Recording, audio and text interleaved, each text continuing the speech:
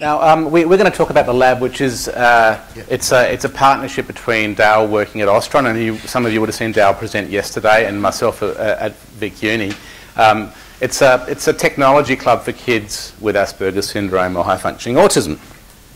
And initially, what we were going to do is play our kind of video that was made by a parent of a boy who attends the lab. The parent is a documentary maker. He did a great job on that. But then, as it turns out, his daughter, who's also a teenager, was diagnosed with Asperger's about a year ago. Very talented young woman who's now doing film at Swinburne, and she decided to make a video about the lab as part of her first project for Swinburne. And it came back last week, and it's so good that we thought we would show it to you instead. So this is the video.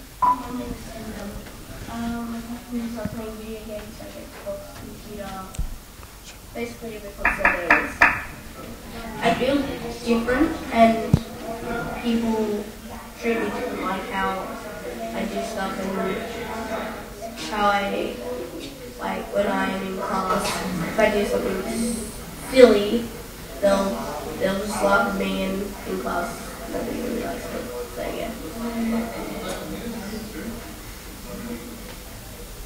I really think the lab has become a family. Well, the lab is really a technology hub for kids with Asperger's or high functioning autism.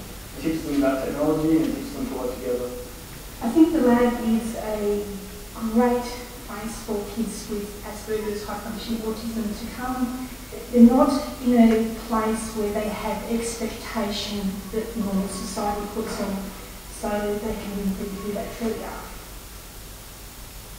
My name's Bailey. I like games. Games I like is Mario, Zelda, Minecraft, stuff like that. Yeah. Stuff I've made some games with the program Game Maker. I've also made some graphic designs with Photoshop and fireworks. I've helped make a trailer for a movie, and I made a movie myself. Yeah. My understanding of Asperger's is that it's part of the autism spectrum. Asperger's is at the high functioning end, and a lot of people with Asperger's that I'm aware of are actually very talented people with a lot of abilities and skills, but they have a bit of a deficit in understanding social rules and how they should be relating to people. The way I would define Asperger's is that we are all socially different. We have issues with social cues, but yet we can articulate and we want to be a part of society, yet we know we're different. And I think that's quite defining in respect to high functioning autism. Kids with Asperger's typically have if you like, a very jagged IQ chart or IQ test. And each of those peaks show areas of particular ability. And of course, with the peak, there's also a trough. And so they have these real strengths and real difficulties. And so for kids with Asperger's, it's about managing to cope with their difficulties and finding the right opportunities on the right context in which their strengths can really come to the fore. I'm doing it, and I love going to the lab. I love gaming, and I also love making games and coding. I've been working on a game and I'm for this competition and ended up winning. It took me a long time. It took me like I think 2 months, or maybe even more.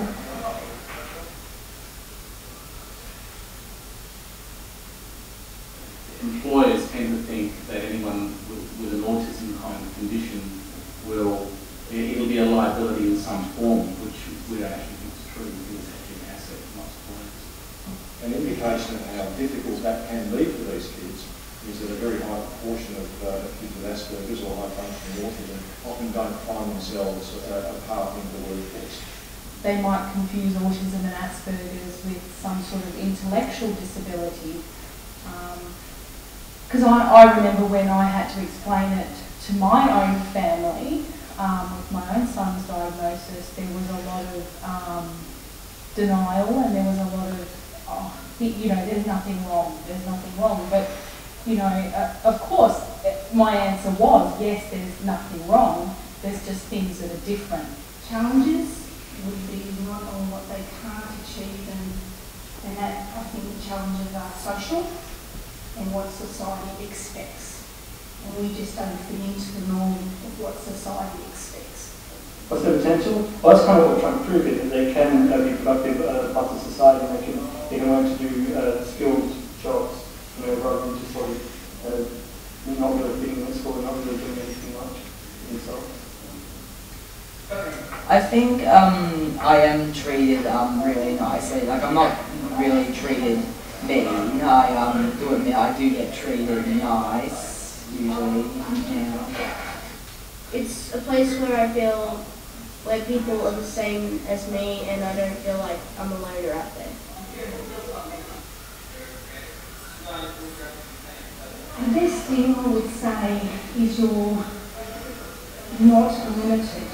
They've all got great potential. Bill Gates has never been diagnosed, but there's the talk that he has Asperger's. So this is a place where the kids feel like they're best, and a place where they're not to be judged, where everyone else is the same, so they don't feel like they're the strange or the unusual kid trying to fit in.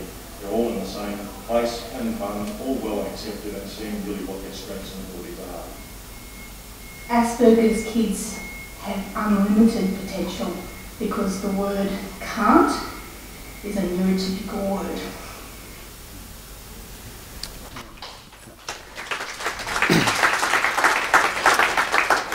So that's what happens in the lab and the way it works. And we'll go into a bit more detail now about the actual mechanics of how it started and how the nuts and bolts of how it operates.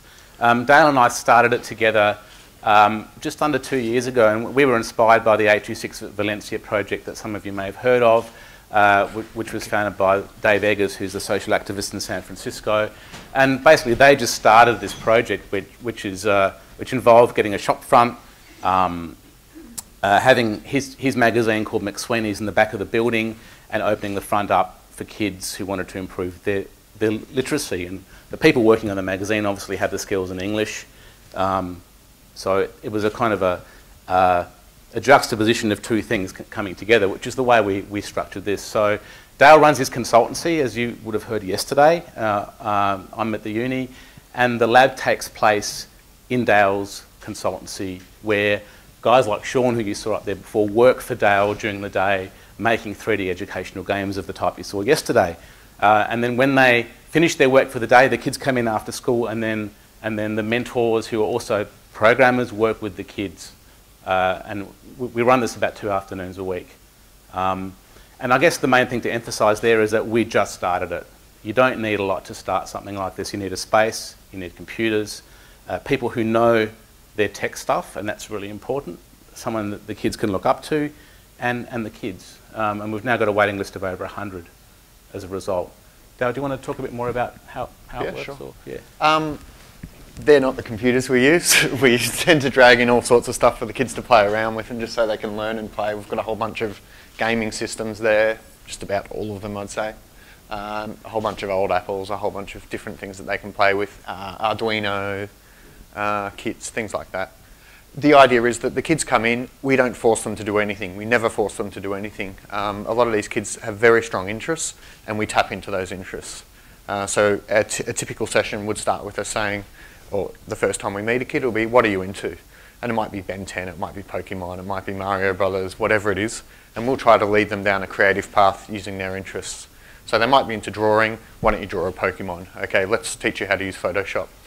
They might be more into programming. Okay, you know, you're into Pokemon, you're into programming, how about we make a little text adventure that's based on Pokemon? One of our kids, the one that you saw there, Bailey, was really into Mario Brothers, but all he'd really ever done was play Mario Brothers on Nintendo. And when he came in, he was dead keen, and he's now built his own game, Super Mario Brothers 4, he calls it. And he has the motivation to keep learning and keep doing those things. And that actually extends into his school life as well, because he's then emailed me during the week saying, why do I have to learn maths at school? And I can email him back saying, well, here's how maths is used in Mario Brothers, and here's why it's important. And here's why maths is important if you want to be a game designer in the future. And here's why English is important if you want to be a game designer in the future. So it gives these kids sort of a reason to work on themselves. The other thing is having the mentors, and both of our mentors, that's Justin there and Sean, you saw, 21, 22 years old. And I find that even I'm mid-30s, but I'm a little bit too old. I'm a little bit out of those kids' sort of generation. I don't understand their cultural references. I don't know how to play Minecraft, which pretty much, yeah. Whereas Sean and Justin do, they really understand them. And because the kids can come in and see these guys are professionals who work in this office all day and they make good money and they lead good lives, they really look up to those people. And they really look up to the mentors more than they do, like, they often use the word stupid when they're talking about their own school teachers. Yeah, all of our kids are different. They're all vastly, vastly different. They have different skills. Some are only into drawing. Some kids have a really hard day. You can see they've had a hard day at school. They'll just come in and just want to sit there and watch YouTube videos. That's fine as well. We never force them to do anything. The one thing we have banned lately is Team Fortress 2 because it became a little bit addictive and they were dragging each other down. But the least creative thing we allow is they can build things in Minecraft. Otherwise, we expect them to be making something, and we hold competitions to inspire the kids to actually make something for themselves. And the only rule with the competition is you have to make something. So one wrote a book about Doctor Who, one did a text adventure, a few did game maker games, a few of the lazy ones did Minecraft builds, and lots of different things like that. It's up to them, really. I guess one thing that's been happening is that, as you saw in the video, one of the main things that kids on the spectrum have is the issue with learning social rules and about how to relate to other people. And if you don't get to practice that, then you never learn it. So what happens in the room is that the techie skills and the social skills kind of reinforce each other. You've got common interests. Say if one kid's into Mario Brothers and another kid's into Mario Brothers, they'll instantly form a bond. And friendships have developed out of that. And often in the case of these kids, they've never had a friend before because they've never been able to find out how to relate to other kids. So, and quite a few friendships have been struck up as a result of being in that room. And so they learn the social skills through the tech stuff, but also, shared Minecraft servers. They have to negotiate the rules of who does what and who has what role and that kind of thing. The other side of it is that the social environment actually improves their techie skills because they teach each other how to do certain things, because anyone who's had anything to do with kids on the spectrum, especially the high functioning end, is they are very good at learning everything about a particular topic. So you will get kids who will know more than any of us will ever know about a particular program or a particular kind of game. And they can teach the other kids that specialist knowledge. So that happens a lot where that kind of peer teaching goes on. One thing that's very surprising is if you came to the lab, you just think it's a normal bunch of kids playing. But then when you talk to the parents, you realise, and the parents will say, he hasn't got any friends at school, none. There's two of our kids, I think, that just walk certain paths. One of them walks around the school fence every recess and lunchtime. And that's all he does. He just walks around and around till the bell goes, then he goes back in. And he's the social butterfly in our group. He's the one who flutters around, connecting everybody. So it's really strange what can happen. It's such a small thing. It's so easy. And the reason we wanted to bring it to you guys was there's so many people in this room who probably have the space, have the facilities, have the skills to do a similar sort of thing. And it can mean so much to these kids. We've had one kid's dropped his anxiety medication, or his parents have reported that they've been able to drop his anxiety medication just because he now thinks he's going to be a programmer. He has something to dream about. He can see a place for himself in the world and in society. We also have, a waiting list of 100 kids. So anyone who wants to start one, you don't have to go out looking for them. We've got them for you already. And about a month ago, a lab started up in Sydney as well, and we've had another few schools in Melbourne inquire about it. We've had one not so successful trial where they tried to sort of enforce their own will on the kids and teach them specific lessons each time, and they're teaching web design and that was a particularly interesting thing. This was at a secondary college in the north of Melbourne where they started a lunchtime technology club based on the lab, because Dermot, who you saw there, goes to that school. And he's had all kinds of issues with the teacher because he turns up with his computer wanting to work on his game, and she says, no, you're not doing that today. You've got to work on this prepared worksheet that we're doing, which is very teachery and very structured. And so we found that kind of more constructivist working off people's individual interests is really at the heart of what we're doing, which is interesting because a lot of people say that Asperger's and high functioning autism kids, you need to have a lot of structure for them to cope. But we find that they can create their own structure with the help of the mentors. And it's more true to what they're about and what they want to do. The group in Sydney that started a lab, they're an aged care agency with a not-for-profit wing that also do stuff in disability. There was a personal connection with those people. They have family members with Asperger's, so they have a passion, and they've just started it. And it's happening in Hornsby now. Dale and Sean flew up a couple of weeks ago to train the mentors up there. So you can start these things. And that's what we hope to do, is to provide a sort of a spark for other people to do similar things. Thank you. And that's a picture of the Sydney lab there, which is strangely, for us it was quite strange, it's held in the Hornsby RSL Club. So there's pokies upstairs and things like that. And for us down in Melbourne, that would be no, you don't do that sort of thing. But up there, the clubs are part of the community, so they've adopted a slightly different model in order to get things happening. And it's working to the same degree. Yeah. How much time do we have left, and should we finish in 5 minutes? Yeah. Anything else that you want to talk about in particular, Dale? No, I suppose if anybody's really interested in what we're doing, you're always welcome to come along. We operate every Wednesday and Thursday from 4 p.m. to 6 p.m. We are looking to try to expand. We've been through a bit of a tumultuous time this year with funding and everything, as most people here probably have. But next year we're looking at turning it into a proper non-profit organisation. Our aim is to build a model which other people can use. So whether it's schools which are just looking at a little bit of what we're doing and going, oh, okay, I'll adopt that for the classroom, or whether it's other businesses like mine that are interested in giving back a little bit, or whether there's just other people who are in a situation where they might be able to help. It's really not that complicated. It's remarkably easy just to get a couple of techies in and to help the kids and just accept who they are. And I guess too, what we should mention is that the website for the lab, which is thelab.org.au, has about 30 odd free programming and design lessons on it that anyone can access. So it ranges everything from Game Maker to Python programming and C# or whatever. And so kids can use those on their own at home.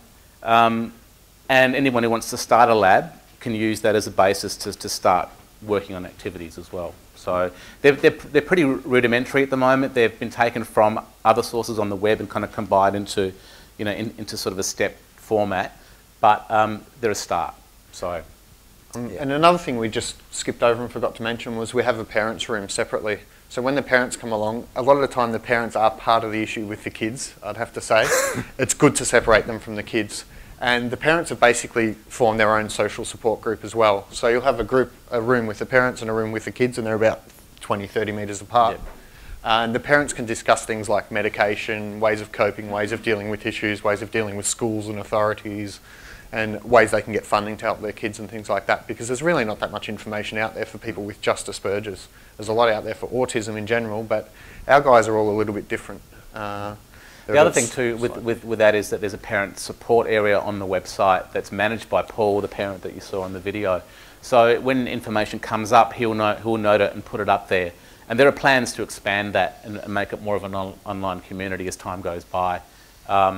The other thing with the parents too that we should know is, as Dale mentioned, that some of the parents can be, because they've got kids with Asperger's, and some have Asperger's themselves, they can be a little bit helicopter-like at times. So part of the strategy for us to have the parents' room, as Dale was saying, was to give the kids a bit of freedom and a bit of space to do their own thing. And we've found that makes quite a lot of difference in the way that they interact with the other kids in the room. And the parents actually appreciate that after a while. They come back and see that, and they can see the value of that. So, yeah. That's it, I think. Yeah, I suppose that's it. Thanks very much for listening. And yeah, if you ever do want to visit, please get in contact with us. You can contact us at thelab.org.au, and there's contact forms and everything like that. Sorry. Two questions. Is the Sydney group talked about on your website? Just briefly on the blog, I think. We've mentioned that it started up, but that's all so far. And the other thing was that the absence of girls is very noticeable. Yes. Yep. Now with that, with autism in general, it tends to be about 4 boys to every girl. With Asperger's, it's like 11 to 1. So we do have a girl in the group who attends on a Thursday, and we have worked with a couple of girls before, but it tends to be boys.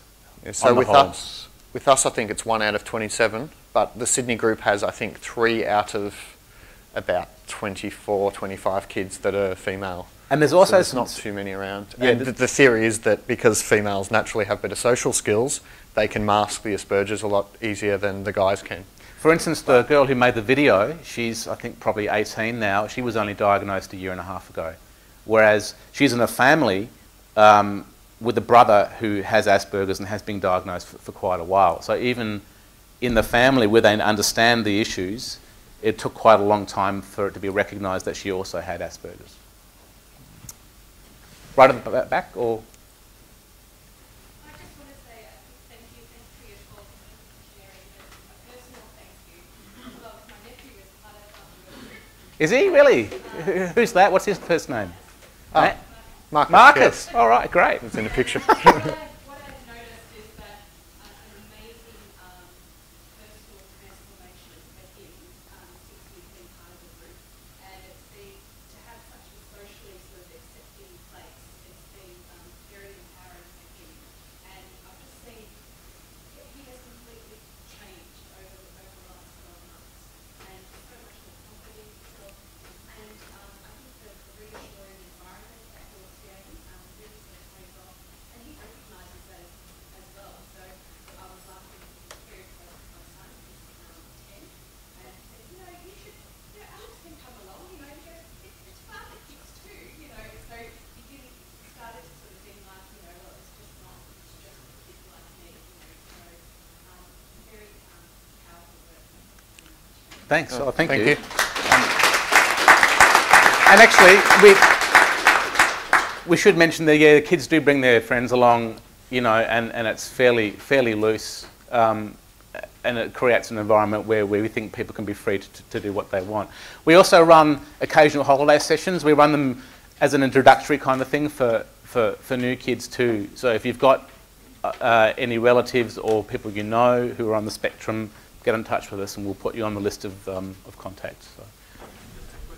Aside from the tech skill that you need to have in order to provide a tech-driven workshop, you have carers and what that's managed to give and what type of sophistication you need to have in order to use that? That's a really interesting... Do you want to answer that? For the parents as well. Yeah, Yeah. I think when we consulted a few people at the start and they were really concerned about that. They said you're going to have to train your mentors because our mentors are programmers. They're not carers, they're not educators or anything. And to train them and teach them how to deal with issues and things like that. Yeah, it was as much about their mental health and well-being as it was about the kids. Yeah. Yeah, I guess we've just never had those issues so far, and we've been quite fortunate like that. Having the parents group there negates a lot of the issues because the parents are always, Would that make you liable? Should anything happen? Well, we've worked it as a partnership with VU, so we've been able to work it out so that VU manages the public liability and indemnity stuff. so they're liable. Yeah. But, if anything were to happen, I don't know how that would play out in real life. But, with these things, you have to take a punt and you have to just try things out. Otherwise, you never end up doing anything, If we'd waited to go through the proper uni channels to start this, we'd probably still be, planning it now 2 years later. So we just started it and sorted out the details later, basically. Yeah. Okay, we'll have to end it there. Thank you very much. Cheers. Thanks.